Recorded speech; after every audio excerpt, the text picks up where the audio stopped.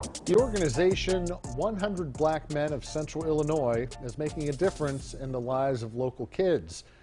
The cornerstone of their work, their Mentoring for Life program. And as part of our Black History series that kicks off officially February 1st, our Demetrius Sanders shows us the lessons that are preparing young black men for a brighter future.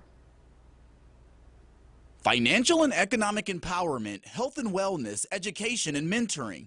These are the four pillars of 100 Black Men of Central Illinois. We have members that are in each of the pillars, but I would say the most important pillar that we have is, of course, our mentoring and reaching out to the youth. Aaron Kilgore is one of the mentors serving the organization.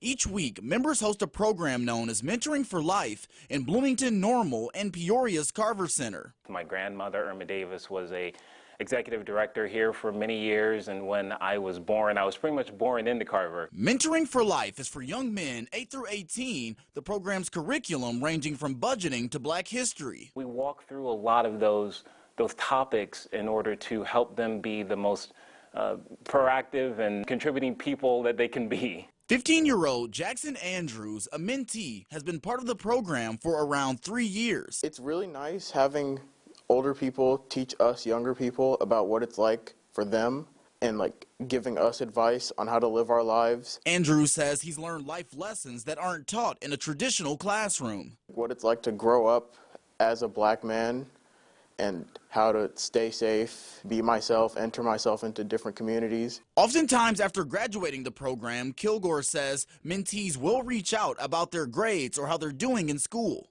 It's fun to watch them go through the different paces as they mature into manhood. And he says he hopes Mentoring for Life gives young black men a sense of service and understanding of who they are that carries into the future. They can be strong men who are contributing to society in amazing ways. In Peoria, Demetrius Sanders, WMBD News.